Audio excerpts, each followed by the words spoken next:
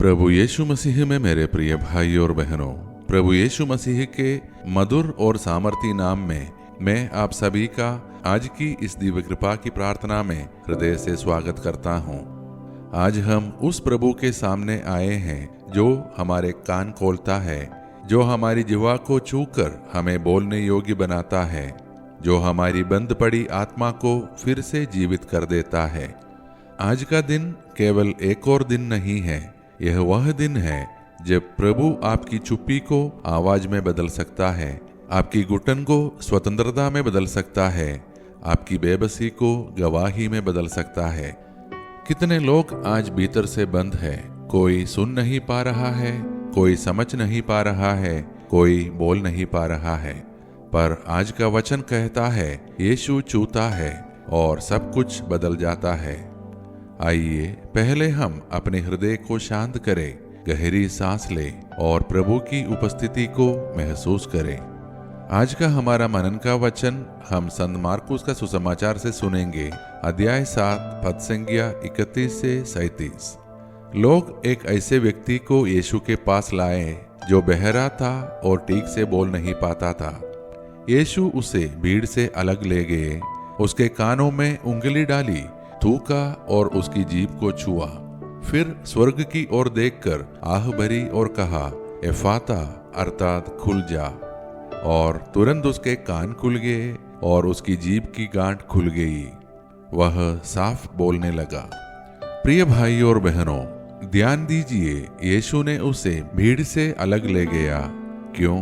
क्योंकि कुछ चमत्कार भीड़ में नहीं, निकटता में होते हैं। कुछ आशीषें सार्वजनिक मंच पर नहीं, व्यक्तिगत मिलन में मिलती है। वह व्यक्ति केवल शारीरिक रूप से बहरा नहीं था, वह समाज से कटा हुआ था। वह सुन नहीं पाता था, इसलिए समझ नहीं पाता था। वह बोल नहीं पाता था, इसलिए अपनी पीड़ा व्यक्त नहीं कर पाता था। आज हम में से कितने लोग ऐसे हैं? हम प्रार्थना सुनते हैं पर भीतर कुछ नहीं पहुंचता। हम उपदेश सुनते हैं पर परिवर्तन नहीं होता। हम बोलना चाहते हैं पर शब्द गले में अटक जाते हैं। यीशु ने केवल कहा नहीं, उन्होंने उसे छुआ। उन्होंने उसके कानों को छुआ, उन्होंने उसकी जिह्वा को छुआ, उन्होंने आह भरी। वह आह केवल श्वास नहीं थी, वह करुणा थी, वह दर्द को महसूस करने की आह थी। और फिर उन्होंने कहा, खुल जा। आज यह शब्द हम सब के लिए हैं, हमारी बंद सोच के लिए, हमारी बंद भावनाओं के लिए, हमारे बंद रिश्तों के लिए, हमारी बंद प्रार्थनाओं के लिए। एफाता खुल जा। तो अब आइए मेरे प्रिय भाई और बहनों, प्रभु को अपने जीवन में आमंत्रित करते हुए हम सब अपने आप को उसके हाथों में सौंप दें और मिलकर प्रार्थना करें। हे स्वर्गीय पिता, आज हम तेरे सामने खड़े हैं अपने बंद कानों और बंधी हुई जिह्वा के साथ। प्रभु, कई बार हम तेरी आवाज नहीं सुन पाते। तू बुलाता है पर हम व्यस्त रहते हैं। तू समझाता है पर हम अपने ही विचारों में उलझे रहते हैं। आज हमारे कान खोल दे, हमें तेरी कोमल फुसफुसाहट सुनने दे, हमें चेतावनी सुनने दे, हमें मार्गदर्शन सुनने दे। प्रभु यीशु, हमारी जीवा को भी छू ले। हमारे शब्दों में कड़वाहट है, आलोचना है, शिकायत है, उन्हें बदल दे। हमें ऐसा बना दे कि हमारे शब्द आशीष बने, प्रोत्साहन बने, प्रेम का संदेश बने। आज हम विशेष रूप से प्रार्थना करते हैं उन परिवारों के लिए जहां संवाद बंद हो गया है, उन बच्चों के लिए जो माता पिता की बात नहीं सुनते, उन माता पिता के लिए जो बच्चों की पुकार नहीं सुनते, उन दंपतियों के लिए जिनके बीच खामोशी की दीवार खड़ी है। हे प्रभु, एफाता खुल जा। हम प्रार्थना करते हैं उन लोगों के लिए जो अवसाद में हैं, जो अकेले हैं, जो अंदर से टूट चुके हैं। उनकी आत्मा को खोल दे, उन्हें फिर से जीवन दे। बीमारों को छू, कैंसर से जूझ रहे लोगों को छू, हृदय रोगियों को छू, मानसिक पीड़ा से गुजर रहे लोगों को छू। जैसे तूने उस व्यक्ति को छुआ, वैसे ही आज स्क्रीन के इस पार हर व्यक्ति को छू। प्रभु, हम अपने देश के लिए भी प्रार्थना करते हैं। हमारे शासकों को बुद्धि दे, नेताओं को न्यायप्रिय बना, हमारे देश में धार्मिक सौहार्द सदा बना रहे, हर युद्ध समाप्त हो, हर द्वेष समाप्त हो।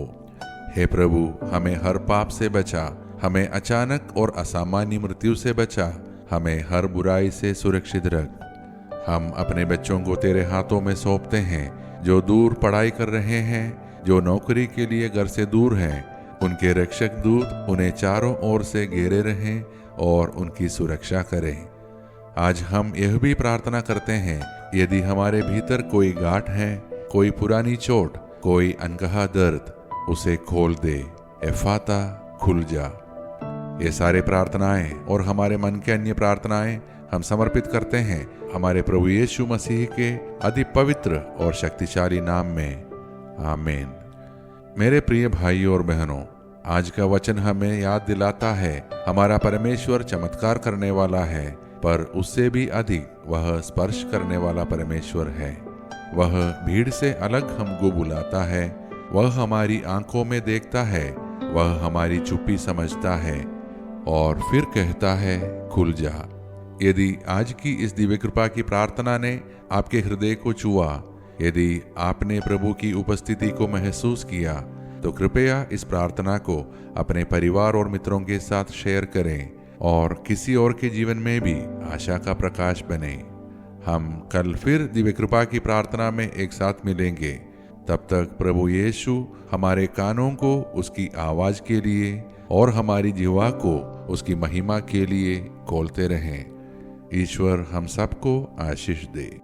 धन्यवाद के साथ स्तुति का